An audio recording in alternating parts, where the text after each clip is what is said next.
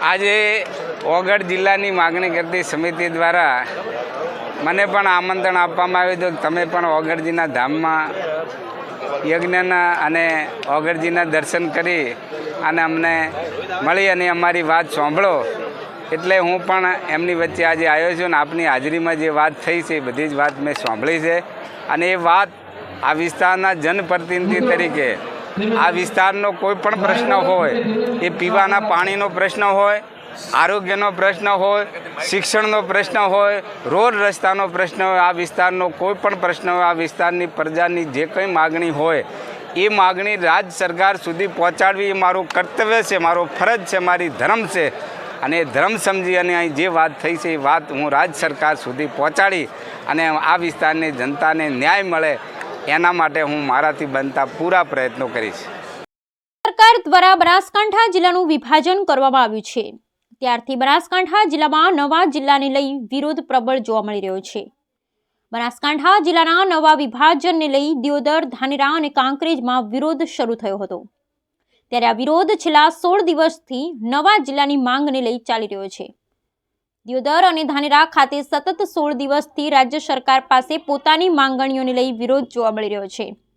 જેમાં આજે દિયોદર ખાતે દિયોદર વિસ્તારને નવા જિલ્લાનું મુખ્ય મથક બનાવવામાં આવે અથવા તો નવા જિલ્લાનું નામ ઓગળ જિલ્લો રાખવામાં આવે તેવી માંગ સાથે રેલીનું આયોજન કરવામાં આવ્યું હતું.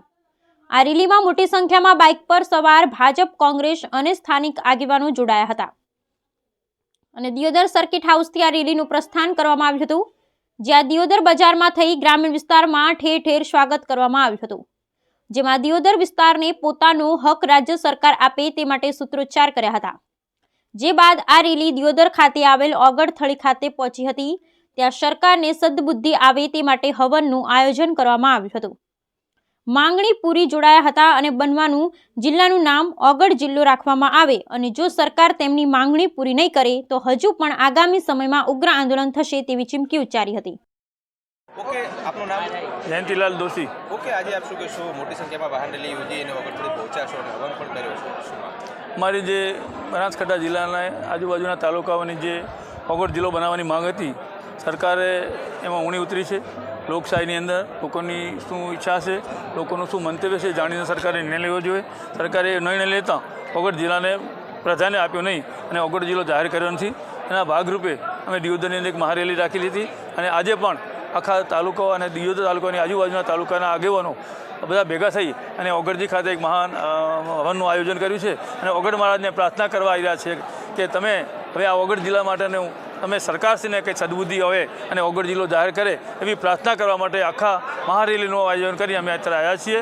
અને હવે પછી આગળ શું કાર્યવાહી કરવી એ અમારે તમામ આગેવાનોની એક મિટિંગ છે, મિટિંગમાં નિર્ણય લેશે, એના ઉપર અમે આગળની કાર્યવાહી કરવામાં જશે.